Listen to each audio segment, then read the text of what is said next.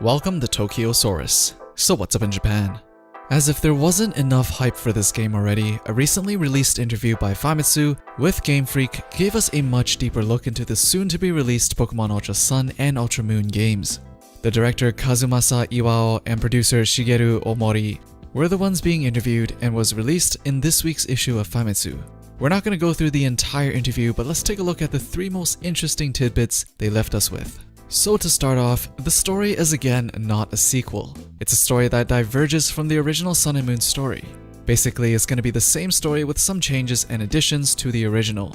So is it an alternate story? Sort of, but it's going to be very similar to the original game, at least for a part of it. And then you're going to see a lot of added and changed content.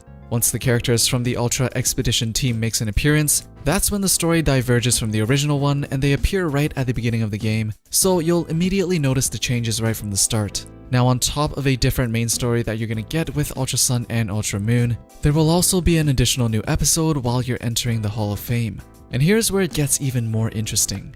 In the interview, they said for those of you who are looking at what Platinum was to Diamond and Pearl, you can expect an even bigger change in Ultra Sun and Ultra Moon to the original Sun and Moon. Pokemon Platinum was known for its big number of changes and additions it got as a third game of its generation. And if they're saying that Ultra Sun and Ultra Moon has even more content added, I've gotta say, if this is true, this would actually be pretty impressive. But if you want to know the exact numbers in terms of the volume of the story, the additions in the Ultra Sun and Ultra Moon story should be about double the original storyline from Sun and Moon. So if online polls have it right, the average playtime for the story was about 30 hours for the main story. So if this is double of that, you should be expecting about 60 hours of a Pokemon main story in this game, which is freaking nuts and definitely worth the buy even if you have played the original. Now this next part is probably the biggest reveal in the interview. By using the Ultra Warp Ride, which is probably the warping sequence we saw in the trailer released just recently, you'll get to travel to other worlds including a world with legendary Pokemon. Here you can meet and catch Mewtwo. Game Freak said that's all they have to say about that for now, and they'll leave it up to your imagination as to whether you'll get to meet other legendary Pokemon. Well, obviously you'll get to meet other legendary Pokemon as it's a world of legendary Pokemon, right? But who else will we get to meet or catch in this world? There's quite a list of legendary Pokemon now across all the generations, and quite hard to pin some of them down without doing some tedious Pokemon transferring. So imagine if they actually released an area in this game where you have access to every single one of them.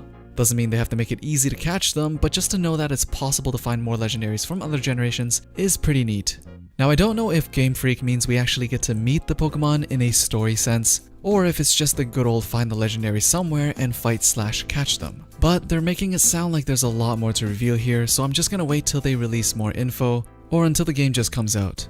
Now does this mean we're finally gonna get the National Dex? Nothing is confirmed at the moment, but it certainly bodes well for that if we're going to be getting older generations of legendaries. It was also mentioned for Pokemon Sun and Moon, Game Freak worked on balancing boss fights by making them beatable if the players use proper strategies and suffer if they go in recklessly. I think this is definitely true, as I do feel Sun and Moon was a little harder than X and Y, which was just too easy throughout the entire game for my taste. For Pokemon Ultra Sun and Ultra Moon, they'll keep working on that part of the game, but also Pokemon will be much easier to collect and train compared to Sun and Moon. Seeing how the Pokemon in the other worlds revealed in the trailer seem to be pretty high level, this is probably to offset the fact that battles will probably require much higher leveled Pokemon than before.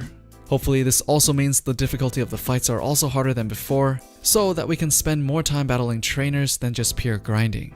But I'm actually more curious as to what they meant when they said it'll be easier to collect Pokemon. Does that mean it'll be easier to catch them, meaning the catch rates have been changed? Or does it just mean it'll be easier to collect Pokemon because the game's gonna contain a lot more different Pokemon than before? I'm leaning more towards the latter, but if they actually adjust the catch rate, that would be quite a big change to the core game, which I really don't think they would do. Anyways, those are the 3 new big things they've given us in the latest Famitsu interview. Double the story content, world with legendary Pokemon, and easier collecting and training for your Pokemon. Now what do you guys think of these additions/changes to the game? Are you sold on Pokemon Ultra Sun and Ultra Moon yet? As usual, let me know down in the comments below. Don't forget to drop a thumbs up, stay subscribed if you want to be updated with the latest that's going on in Japan, and I'll see you guys in the next one.